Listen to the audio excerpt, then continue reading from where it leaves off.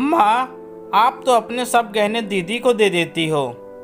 माँ, पता है कल मुझे मैरिज एनिवर्सरी पर आपके दामाद ने डायमंड का नेकलेस दिया। बहुत ही खूबसूरत है। मैं आपको अपनी पिक सेंड करती हूँ। रीना उत्साहित होते हुए बोली। सच, दामाद जी ने तुझे इतना कीमती तोहफा दिया? भगवान करे तुझे हर एनिवर्सरी पे ऐसे ही महंगे तोहफे मिलते रहे। तू सदा खुश रहे। तुझे अपने पति का प्यार और साथ दोनों मिलता रहे। चल, अभी मैं फ़ोन रखती हूँ, रात को आराम से बात करूँगी, कहकर सुषमा ने फ़ोन रख दिया। सुषमा ने व्हाट्सएप पे बेटी की फ़ोटो देखकर नेहा को आवाज़ लगाई। नेहा किचन से दौड़ी दौड़ी आई और बोली, क्या हुआ माँ जी, सब ठीक तो है ना? हाँ हाँ, सब ठीक है। मैंने तुझे तेरी नंद का फ़ोटो दिखाने के लिए बुलाया है। कल दामाद जी ने मैरिज एनिवर्सरी पे उसे डायमंड का नेकलेस दिया है। सच, मेरी बेटी कितनी भाग्यशाली है जो उसे ऐसा पति मिला। ईश्वर उसे सदा खुश रखे। देख, दामाद जी प्रिया नेहा की नंद को हार पहनाते हुए कितने सुंदर लग रहे हैं। सुषमा ने फोटो की बलाई लेते हुए नेहा को दिखाया। सास की दोगली बातें सुनकर नेहा को बहुत दुख भी हुआ और गुस्सा भी आया। बेटी और बहू के लिए अलग अलग मापदंड क्यों? पहले तो उसने सोचा कि आज तक वो चुप रही, कुछ नहीं बोली, इसलिए अभी भी जाने देती है। लेकिन फिर उसे लगा कि यही सही मौका है सासू माँ को ये एहसास कराने का कि वो बेटी और बहू में कितना फ़र्क करती हैं, क्योंकि वो हमेशा सबके सामने यही जताती रहती हैं कि हम तो अपनी बहू को भी बेटी की तरह ही प्यार देते हैं। वो कहावत भी है ना कि लोहा जब गर्म हो तभी चोट करनी चाहिए। नेहा ने सासू माँ से उनका मोबाइल लिया और नंद नंदोई की फ़ोटो देखते हुए बोली, माँ, फ़ोटो तो बहुत सुंदर है, पर मैं ये सोच रही हूँ कि दीदी को जीजा जी ने एनिवर्सरी पर डायमंड नेकलेस दिया तो आपको इतनी खुशी हो रही है, पर जब आपके बेटे ने मुझे एनिवर्सरी पे गोल्ड की चैन दी थी तब तो आपने खुश होने की बजाय तानों की बौछार लगा दी थी। कितना कुछ कहा था अपने बेटे से आपने। क्या ज़रूरत थी बहू को सोने की चैन देने की? कुछ देना ही था तो कोई सूट या साड़ी दे देता। कीमती तोहफे देना ये सब बेकार के चोचले हैं। चोरू का गुलाम हो गया है, बस जैसा वो पट्टी पढ़ाती है वैसा ही करता है। ये सब बेकार की बातें क्यों लेकर बैठ गई? सच तो ये है कि तुझसे मेरी बेटी की खुशी देखी नहीं जलती है। तू मेरी बेटी से। सुषमा अपनी गलती जाती मानने की बजाय नेहा पे ही चिल्लाने लगी।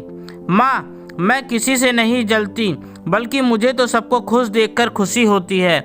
मैं तो बस आपको ये बताना चाह रही थी कि आप बेटी और बहू में कितना फ़र्क करती हैं। बेटी को खुश देखकर आप फूले नहीं समाती और बहू की खुशी आपसे देखी नहीं जाती। ऐसा क्यों करती हैं आप? तभी सुषमा का बेटा भी ऑफिस से आ गया। उसने अपना बैग रखा ही था कि सुषमा शुरू हो गई। देख रोहन, आजकल तेरी पत्नी को बड़े छोटे का कोई लिहाज नहीं रह गया। मेरे सामने जुबान चलाती है, इससे तेरी बहन की खुशियाँ देखी नहीं जाती। उसकी कल मैरिज एनिवर्सरी थी तो दामाद जी ने उसे डायमंड का नेकलेस क्या दे दिया कि तेरी पत्नी के पेट में तो दर्द होने लगा। मुझे 10 बातें सुना दी। रोहन ने नेहा की तरफ शक भरी नज़रों से देखा तो वो बोली, रोहन, आप पहले फ्रेश हो जाइए, फिर शांति से बैठकर बात करते हैं। ऐसा कोई बड़ा मुद्दा नहीं है। नेहा, प्लीज़ मुझे तुम अभी तक कुछ बताओ, क्या हुआ? जब तक मैं सब सुन नहीं लूँगा मुझे चैन नहीं मिलेगा। रोहन परेशान होते हुए बोला। अरे ये क्या बताएगी, मैं तुझे बताती हूँ, कहकर सुषमा ने सारा किस्सा नमक मिर्च लगाकर रोहन को सुना दिया। सुषमा ने सोचा उसकी बातें सुनकर रोहन नेहा पे गुस्सा होगा, लेकिन ये क्या? रोहन उल्टा सुषमा पे ही गुस्सा होते हुए बोला, माँ, नेहा ने कुछ भी गलत नहीं कहा। आप हरकतें ही ऐसी करती हैं कि ना चाहते हुए भी सामने वाले को बोलना पड़ता है। क्या ये सच नहीं है कि हमारी मैरिज एनिवर्सरी पे आपने कितना कलेश किया था? नेहा बेचारी ने तो मुझसे कहा ही नहीं था कि उसको सोने की चैन चाहिए, वो तो मैं ही अपनी मर्जी से ले आया था।